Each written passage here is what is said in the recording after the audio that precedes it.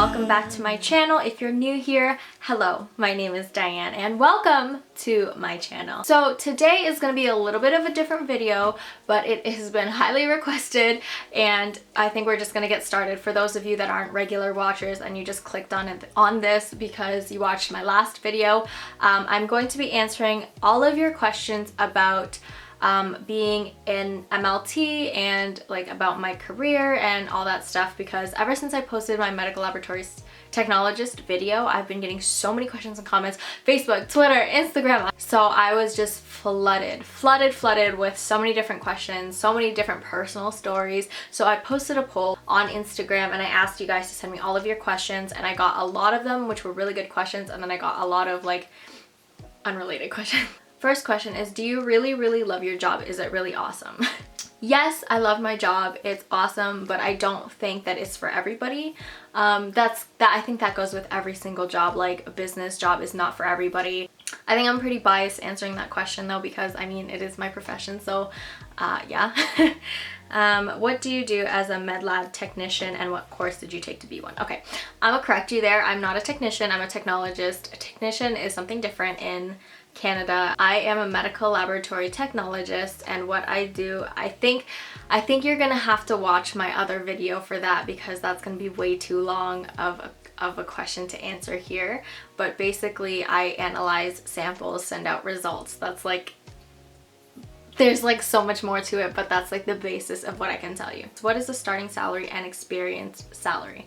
So the basis starting rate of an MLT in Ontario, where I am with the union that I'm with, is approximately $31 to $32 per hour. I want to say that the cap off is somewhere between 45 to 50. I'm not positive, obviously, because I'm not there, but I am aware that like after a certain number of hours worked, I think it's like basically if you work full-time in 1 year, then you're eligible to like get an increase, I think, of $1. That's what they told us in school, and that's what my union also says. So after a certain number of hours that you work, you get a pay increase, and I think it caps off at about like after 10 years or something like that. So that gives you a good basis. I don't really like to talk too much about like money because I don't know everything about everywhere. It really varies depending on where you are.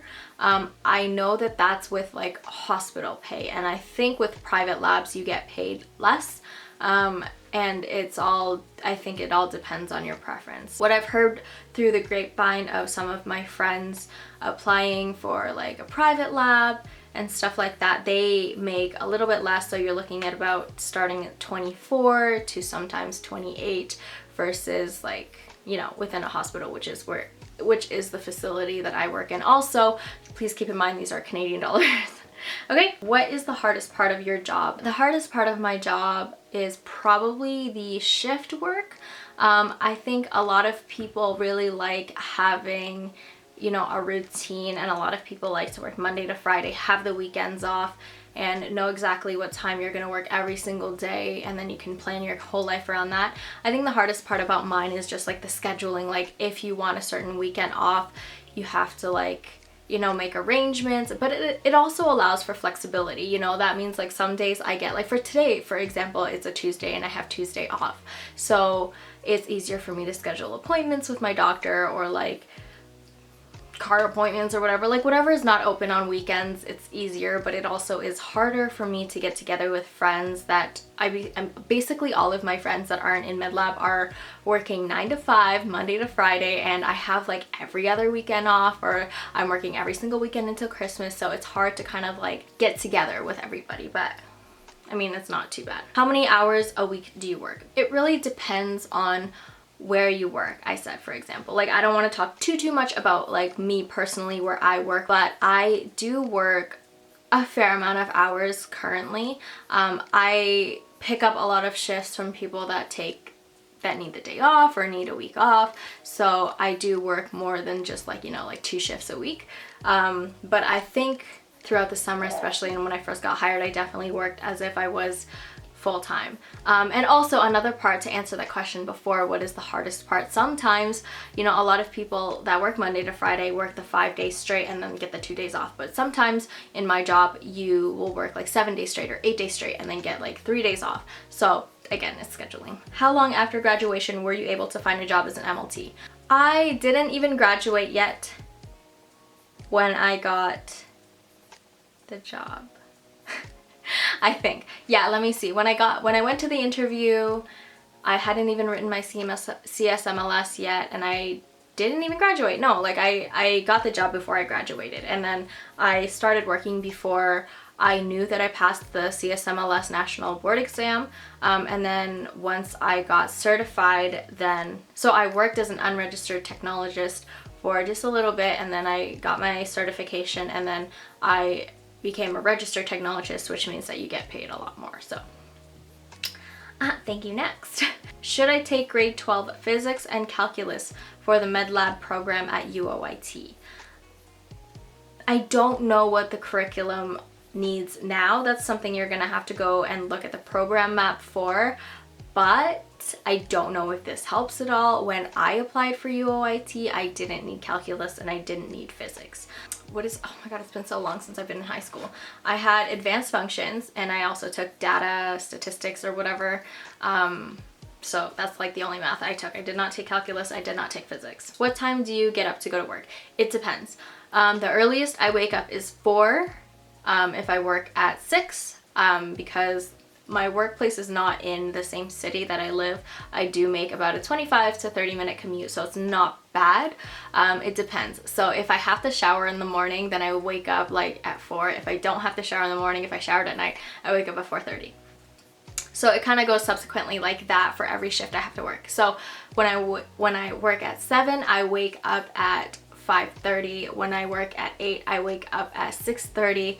When I work at 9, I wake up at 7:30. When I work evening shifts, which is at 3, I sleep in until whenever. And night shifts, I haven't figured that out yet. I'm starting my next night shift this weekend, and I don't know how to plan for like going to sleep and stuff. That's later me's problem, okay? How did you choose which lab to work in? Why core lab over the other disciplines? I jumped at the first opportunity that I could get. So what happened is I applied for the job that I had my clinical placement in, and because I guess it's because I had my clinical placement there and they actually, you know, like they know me and I assume they like me. It was kind of like very easy to transition into that workplace. And also, I'm not picky. Like, I can work in histology, I can work in microbiology. However, I think for me at this point in time right now, I think core lab is probably the best option for me because I am still young, and by working in a core lab, I'm still able to be competent in 3 disciplines versus just 1. So if I was to work in histology, that means for however long I'm working in histology, I'm only working in 1 discipline, whereas in core lab, I am chemistry, hematology, and blood bank. So I'm able to keep up with 3 different disciplines, whereas being pigeonholed into 1. Obviously, I would love to work in microbiology. Microbiology was my first love. But that's just how it goes. I don't feel like I have any right to be picky at this point. When you graduate, you kind of just want to get the first good opportunity that you think will fit best in your life, and that's what I did. Is it possible to switch to different disciplines after a few years? I assume so. Like, it's definitely possible. There are so many people that want to go from core lab after 10, 15, 20 years that want to go into histo because, you know, like they want something new, the job intrigues them more, they could never get into histo in the first place. Also, histo hours are so much better than core lab because it is Monday to Friday, and so on and so forth. So if that's something that you want, it definitely is possible, although I think you might need to take refresher courses or something. Any tips or resource books for the CSMLS? I do not have any reference books or resource books for you. I did not use any. I stalked the CSMLS website. I looked at every single YouTube video I could find regarding the CSMLS, which in my case there was like none. I think what I really did was I really had to listen to my profs and my own intuition, and I took everything that I learned in placement and I analyzed everything that I think I could have been stronger in, things that I struggled with. I remembered all the exams that I wrote in placement, and I had to really think and review about which parts of the theory I had struggled with. A good study tip for taking the CSMLS is during your clinical rotation and when you're writing your exams and stuff, after you write your exam, I would always write a review and say, this is the stuff that I think I know, this is the stuff that I'm not confident with. So when you fast forward and you start studying for your CSMLS, you know exactly which parts that you should, you know, work on. Because I don't know how it works for every single university, but for my university, because we have like theory exams before CSMLS, they don't tell you what you're struggling with or anything, they just give you your mark. So it's really up to like self-guidance and self-reflectance and making sure that you know your strong points and your weak points. Any tips for people in the program currently? Study tips, memorization tips especially. I think I just gave you guys my tips. Study hard and study often. I think I was studying every single day until I wrote my CSMLS. Like, that's how it is. What is a typical day in the lab like? Well, it depends. I think everything, it all depends. It depends on your population. I don't want to say that every single day in the lab is stressful, because it's not. But it is steady for the most part, because if it wasn't, you wouldn't have a job. But like, let's be real. There are some days where it's so crazy and everything just breaks down on you. You get CSFs, your gem analyzer breaks, and you're getting ABGs left and right. It's just sometimes it can get so hectic. But other days it could be like, you know, it's very steady. And some days, if you're lucky enough, everyone is nice and healthy, everyone's doing great, and you know, you don't have too much work. Is the job stressful? Are you on your feet a lot? The job is not very stressful. I think it depends on how you handle stress. But if you know what you're doing and you're confident with the work that you're doing, it's not really that stressful. It can definitely get stressful if you have a lot of complicated patients all at the same time. It definitely can be stressful. But on a day-to-day, I come home and I'm relaxed and I'm tired, yes, but it's not like I take the stress home with me. Are you on your feet a lot? It depends. You can be, but we have like chairs and stuff to sit on when you're on the computer, when you're reading your diffs and sending out results. So you don't have to be on your feet. A lot of people choose to be on their feet because they don't want to sit for that long. I would say half, like half of the day you're on your feet, half of the day you're sitting. How did you prepare for your CSMLS and how early? I'll be writing it in June. I prepared for my CSMLS basically all throughout my clinical placement, and I did mention it in the videos before. As I was going through my clinical rotations, I always kept notes and focused a lot on the areas that I wasn't too confident with. What are the classes like? The classes are very informative. I think third year and I think second half of second year and third year are very lab related and med lab related, which is really good. And they're hard. It's a lot of information to take in, and I'm not gonna say that it was a breeze because it was hard, but it was definitely very worth it. I also think that it helped that I really liked the content that I was learning, so even though it was a lot of information to digest and it was sometimes difficult to get a grasp of all the content, it wasn't bad. Like, I mean, it's fine. Do you feel like you get a good amount of downtime for creativity and relaxation? Yes, of course, definitely 100%. And I say that because I'm like literally sitting here making this video, and for the past 5 days I've been filming Vlogmas. If you guys didn't know, I have a vlog channel, selfless promotion. Here's my plug, go check out my Vlogmas. But no, I definitely have a lot of time to do the things I want to do. Yeah, because like I said, I don't come home and I don't take the stress of work with me. Were you a working college student? Yes, but not the way that you would think. So I was working in a sense where I was making YouTube videos, and that was helping to pay for, you know, like my books and stuff, but also I did take a part-time kind of thing where, no, I was a, what was I?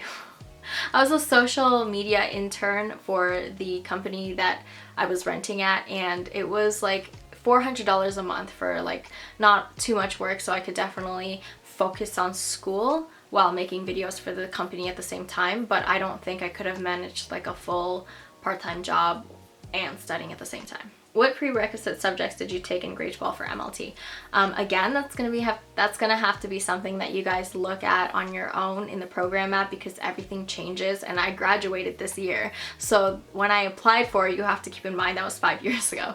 But I did take, like I said, I think I took academic English, I took academic chemistry, biology, advanced functions.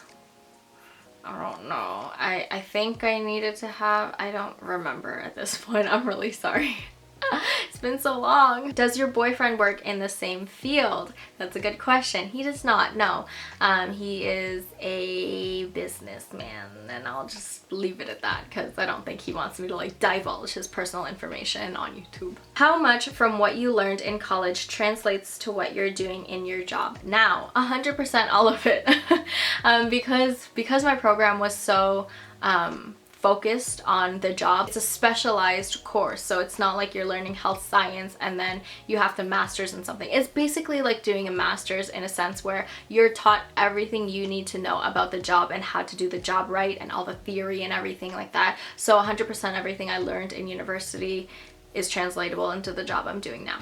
Are there other universities in Ontario that offer this program too? No, not from my knowledge, no. There's a lot of colleges that will offer a diploma program in medical laboratory science, but I think before that you need to have a bachelor's. I could be wrong, I don't know, because that's not the route that I took. But as far as I'm concerned, University of Ontario Institute of Technology is the only university in Ontario that offers a medical laboratory science degree alongside a Bachelor of Health Science in Honors degree at the same time in 4 years. Otherwise, you'll have to take like 7 years, like a 4-year health science bachelor's and then specialize. But I think there is a university in Vancouver that offers it. I don't know. I'm sorry. That's just about as much as my intellect on it goes. Okay. Is actually doing the job hard? Is there a lot of math involved? So I answered the first part of that question. It's not that hard if you know what you're doing. There is some math involved, especially when you're doing estimations like for your white count and for your platelets and stuff like that, but it's not too awful, and there's always an SOP for something if you don't know how to do it. When did you take the CSMLS lab exam? I took it in June of 2018, and I guess the last question that I'll answer is, how did you prepare for the CSMLS exam? So I might have answered this already in the video, but if I'm going to be 100% completely honest with you, I went to work, I went to clinical placement for 8 hours, and then I came home, napped probably for about 30 minutes, and then got up and I studied until bedtime. I'm not saying it's easy, and I'm not saying it's fun. It's dreadful, it's awful.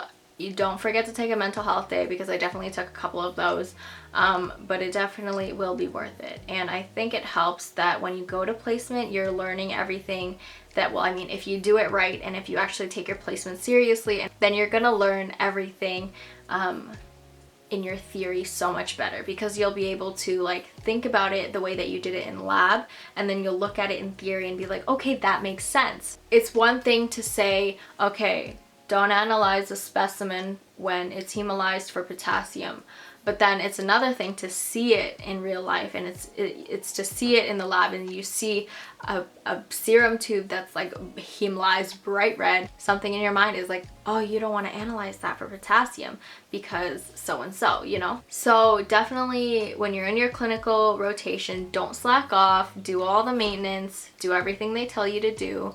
and it'll help you a lot more when you're learning your theory. I think that's the end of the video. It must be a really long one at this point, but there's so many questions you guys had to ask me, so I hope this video helped.